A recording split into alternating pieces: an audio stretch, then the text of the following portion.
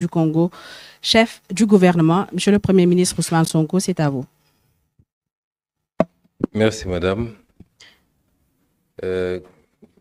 Nous sommes au terme d'une matinée de travail qui a été riche en enseignements. Je voudrais d'abord remercier Monsieur le Premier ministre de la République du Congo, M. Anatole Makosso, d'avoir accepté notre invitation pour ce séjour en terre sénégalaise, accompagné d'une forte délégation ministérielle, de nous avoir permis d'entreprendre ces travaux qui ont pour objectif d'améliorer qualitativement la relation entre nos deux pays, à tout point de vue, mais singulièrement sur le plan économique.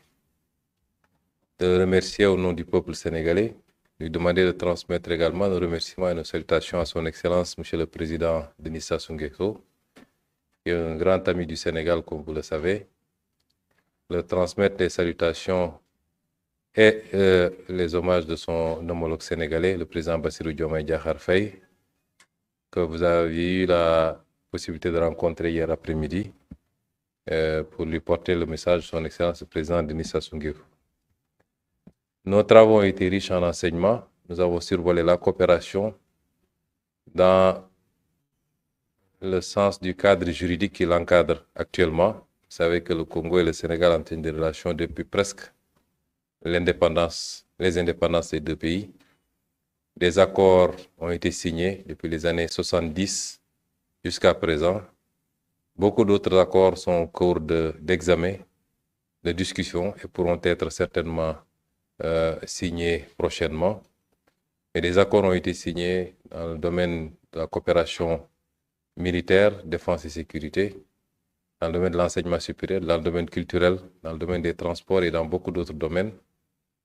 Mais ce qui était important aujourd'hui, c'est d'acter des mesures de relance de cette coopération à travers la réactivation certainement de la commission mixte paritaire qui ne s'était pas plus réunie depuis 2018, mais à travers la décision que nous avons prise de mettre en place un comité ad hoc qui se chargera de réfléchir, d'approfondir les pistes de coopération qui ont été évoquées aujourd'hui dans des secteurs économiques importants sur lesquels nos deux pays peuvent s'enrichir mutuellement, notamment le secteur de l'énergie, le secteur de l'exploitation forestière, particulièrement le bois, mais le secteur de l'agriculture également, et beaucoup d'autres secteurs, indépendamment de la revue qui a été faite avec les différents ministères ici présents, l'assainissement,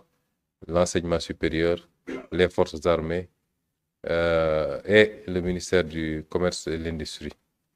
C'est dire donc que nous sortons de cette matinée de travail très satisfaits et très confiants de pouvoir impulser une dynamique nouvelle pour cette relation entre nos deux pays et la hisser à un niveau qu'elles n'ont jamais atteint.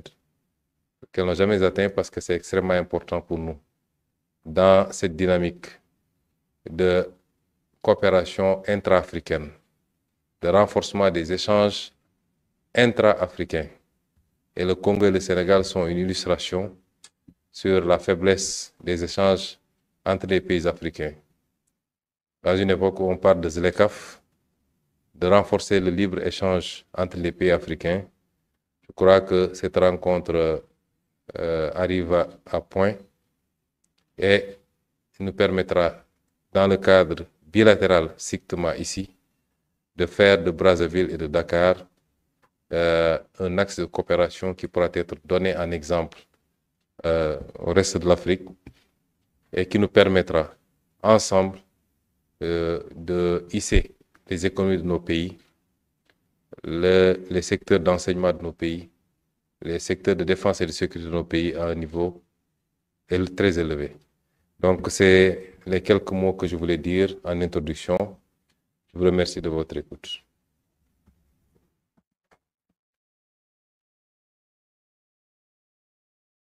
Anatole Koliné Makosso, Premier ministre de la République du Congo, chef du gouvernement. Merci. Nous avons eu droit cette matinée à une séance de travail très fructueuse avec le gouvernement sénégalais, conduit par mon très cher homologue et frère, M. Ousmane Sonko, que je voudrais très sincèrement remercier, et avec lui l'ensemble du gouvernement et l'ensemble du peuple sénégalais pour l'accueil chaleureux qu'ils ont réservé à ma délégation. Je l'ai traduit hier à son Excellence, Monsieur le Président de la République, qui a eu l'amabilité de nous accorder une audience. J'ai tenu à exprimer toute ma gratitude pour l'invitation de mon homologue, mais aussi pour toutes les conditions qui ont été réunies pour rendre notre séjour agréable dans cette terre de la Teranga.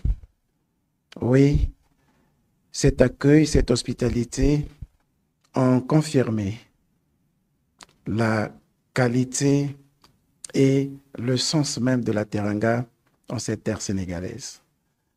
Nous l'avons témoigné au président de la République à qui nous avons porté le message de son homologue et frère, le président Denis Sassou Nguesso, qui nous a chargé de lui traduire sa volonté et son attachement aux valeurs de paix, de concorde, d'unité, de solidarité, de fraternité et d'amitié.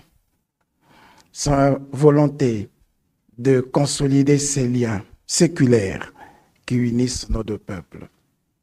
Pour l'histoire, nous nous plaisons toujours de le dire, et à raison.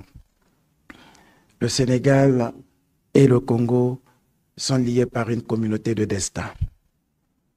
Une communauté de destin qui a commencé depuis le XVe siècle, parce que les deux pays, au travers de leur capitale, ou plutôt au travers de deux villes historiques, Dakar et Luango, ont constitué la plaque tournante du commerce triangulaire entre le XVe et le XIXe siècle. Les deux pays, au travers de leur capitale, ont été les capitales, l'une de l'Afrique équatoriale française, l'autre de l'Afrique occidentale française.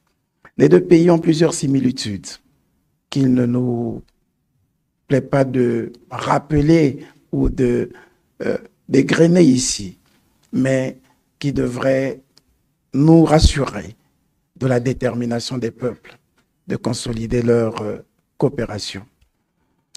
Une coopération qui est née en 1974, après avoir établi les relations diplomatiques en 1968. 1974 aura marqué le point de départ d'une coopération très active et qui a été consolidée par l'accord de coopération ratifié par le Congo le 15 janvier 1975. Et depuis là, les commissions mixtes se sont multipliées jusqu'en 1987, quand nous avons tenu à ce moment-là pratiquement 3 commissions mixtes. Malheureusement, à partir de 1987, il y a eu un ralentissement. Pendant 31 ans, sans qu'il n'y ait eu de commission mixte, jusqu'à ce que nous ayons tenu la 4e commission mixte en 2018. Et depuis là, nous avons pris un engagement de rendre cette coopération beaucoup plus active. Les ministres sont arrivés. Nous avons signé en 2018 un accord de coopération technique et militaire qui a été ratifié au Congo en 2020. Et nous saluons la coopération militaire et technique entre les deux pays depuis 2020, avec un accent particulier mis sur la formation de nos cadres, de l'armée et de la sécurité. Plusieurs de nos compatriotes sont formés ici, comme plusieurs de nos jeunes sont formés à l'académie militaire et surtout à l'école Génie Travaux à Brazzaville. Nous voulons renforcer cette coopération et la mettre au niveau de la coopération de l'enseignement supérieur, où nous avons des milliers d'étudiants qui sont ici. Mais nous devons partir. Et c'est tout le sens à donner à la réunion que nous avons eue avec le gouvernement sénégalais. Nous devons partir de la diplomatie représentative à une diplomatie plus coopérative. Nous devons partir de la coopération institutionnelle à une coopération plus économique. C'est tout le sens de la séance de travail aujourd'hui. C'est pour cette raison que nous avons exploré ensemble d'autres axes de coopération. Des axes qui sont beaucoup plus assis sur la diversification de l'économie. Parce que, ainsi que l'a dit Monsieur le Premier ministre, si nous voulons aller vers la zone de libre-échange économique d'Afrique, la ZLECAf, il nous faut renforcer l'économie, il nous faut renforcer les échanges intra-africains. Il a été démontré une véritable faiblesse des échanges au niveau de la région. Tenez, à peine 16% des échanges commerciaux concernent l'Afrique. 50 ou 60% des échanges commerciaux de l'Afrique, des exportations, se font avec des pays hors du continent. On ne peut pas garantir le développement du continent si le niveau des échanges intracontinentaux sont si faibles. Il nous faut donc travailler pour davantage développer ces échanges. Il nous faut travailler pour réussir à faire éclore les petites et moyennes entreprises au Sénégal comme au Congo, parce que c'est un moyen de diversification de l'économie, c'est aussi un moyen d'investissement direct étranger qui devrait nous permettre de réduire le choc que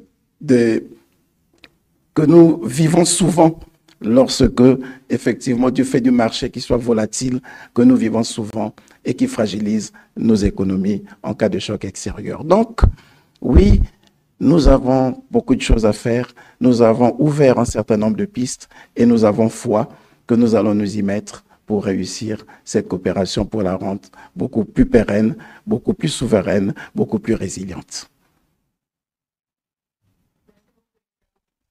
Merci pour ces mots, merci pour ces déclarations. Nous allons à présent ouvrir, avec votre permission, bien sûr, une brève session de questions-réponses avec les journalistes.